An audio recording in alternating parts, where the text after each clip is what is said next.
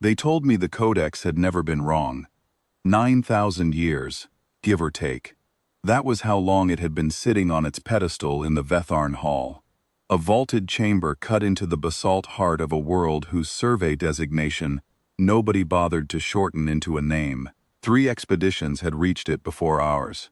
Military, academic, corporate.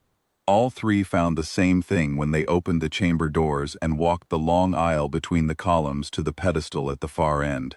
Their names were already there. Written on the Codex's open pages in a script none of them could read but all of them could feel. A deep, settled recognition. The way you know your own handwriting even when someone else holds the pen. Every scholar who crossed that threshold found her name inscribed. Every officer. Every corporate liaison with a funding proposal. The Codex had their names recorded before they arrived.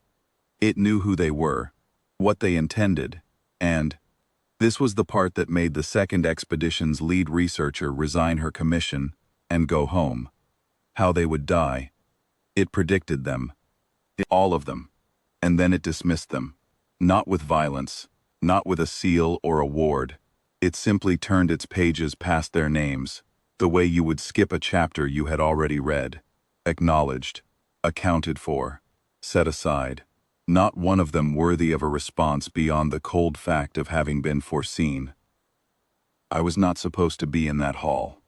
My name is Ressa Torin. I am a grain farmer from the Keswick Flats on Balera, and I signed on as hired labor when the 4th expedition needed hands for crate hauling, soil sampling, and rubble clearance. 38 standard a day, meals included. I had no degree, no security clearance, no opinion about what the Codex was or why 3 governments had spent a combined 40 years trying to make it do more than catalog their names and turn the page. I needed the pay. The East Field had flooded the year before, and I was 2 payments behind on seed stock. Labor was not permitted inside the main hall. That was a firm rule. But on the 9th week, Dr. Hallam's team pulled an all-night session in the secondary annex, cross-referencing glyph clusters with the inscription sequences on the outer colonnade, and the main hall sat empty.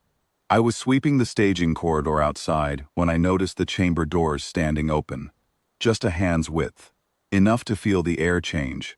Cooler, drier, carrying a mineral stillness that reminded me of well water drawn in winter. I went in, because the floor needed sweeping. Not curiosity, not some hidden pull. The floor was covered in dust, tracked in by the morning rotation. I had a broom in my hand, the doors were open, and the work was right there. So I walked in and started at the nearest wall. The hall was taller than I had expected. The ceiling vanished into shadow above the column capitals, though daylight flooded in through narrow vertical slits cut high in the stone. Pale, cold light with no warmth in it but plenty of reach. I could see the Codex from the entrance, a dark shape on a pale stone pedestal at the far end, roughly the size of a ship's log, its cover carved from something that caught the light, the way oil catches it on still water. A low glow, amber, almost brown, pulsed along its spine in a rhythm I could not place. Slow, patient, continuous. I swept my way toward it, the way I would work a row, aisle by aisle. I was thinking about whether Hallam's team would need the staging corridor cleared before dawn, and whether I had enough solvent left for the adhesive residue on the west landing pad. Then the glow went out. I stopped mid-stroke. That amber pulse had been recorded by every expedition for as far back as the records ran. 9,000 years of continuous light. Never faltered, never dimmed, never questioned. And now the Codex was dark. The pedestal was just stone. The book was just a book. The hall felt colder. And the silence had a quality I recognized from home. The specific quiet that settles over a barn when an animal has seen something it does not understand, and has gone perfectly, dangerously still. I know that silence. I have stood in it 100 times. You do not move. You do not speak. You wait, and you let whatever is afraid find its own footing. So I waited. The Codex made a sound I felt before I heard, a low vibration that came up through the stone floor and settled in my ankles and my wrists. The pedestal shook, and then the cover pressed itself shut. Not slowly, not gently. It sealed against its own pages, with the finality of a bolt being thrown from the inside. It was refusing me. The scholars told me afterward that nothing like it had ever been recorded. The Codex had predicted every being that ever approached. It had never needed to close, because everything that came to it was already known, already written, already accounted for.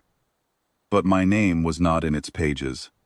I stood there with a broom in one hand, and felt something I have no proper word for, the weight of being unknown to a thing that knows everything.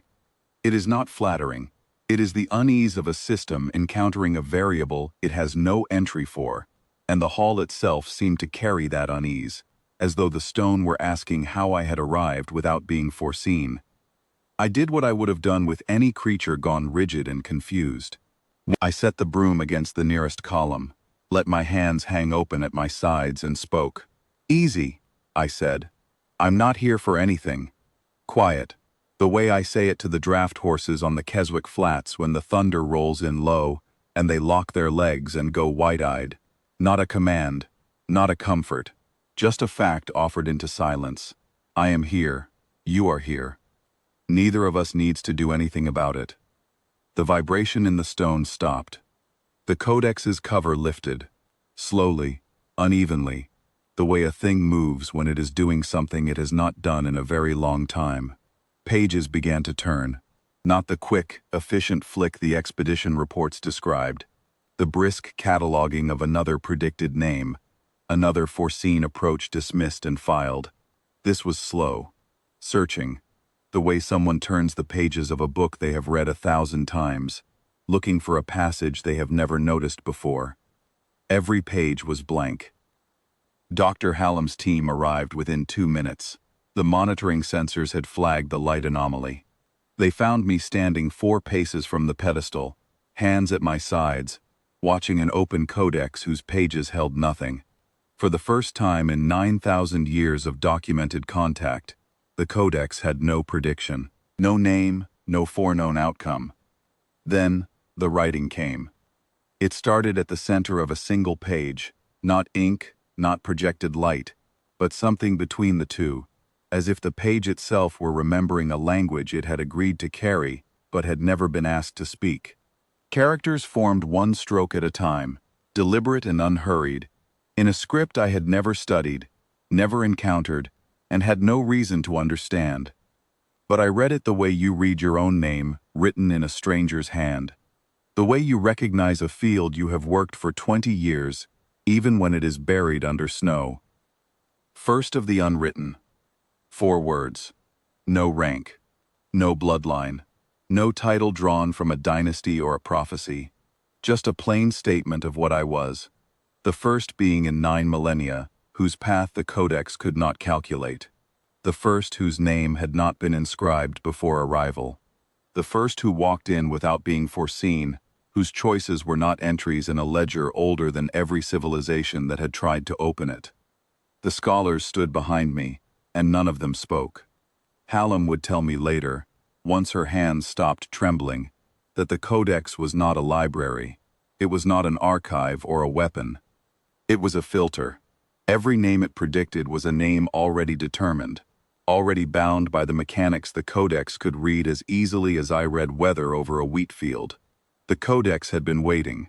For 9,000 patient, glowing, amber-lit years, it had been turning pages past every foreseen name, waiting for the one it could not foresee, the one variable outside the calculation.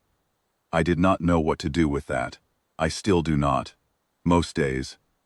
But I remember the light. After the words appeared, the Codex's glow returned. Not the old amber pulse, but something I had not seen in any expedition record. A pale, steady white, sourceless and clean, rising through the carved channels along the pedestal's base, the way water finds its level in a ditch after rain. It reached the floor around my boots and held there. Not warm, not cold, just present. The light of a thing that had finally found what it was built to find. I looked down at the page one last time. The 4 words were still there, and beneath them, In the space where every previous name had been followed by a trajectory, a foretold outcome, a calculated death, there was only silence. Open space, unmarked, unforetold. A blank page, waiting to be written by the one whose choices it could not know in advance. I picked up my broom.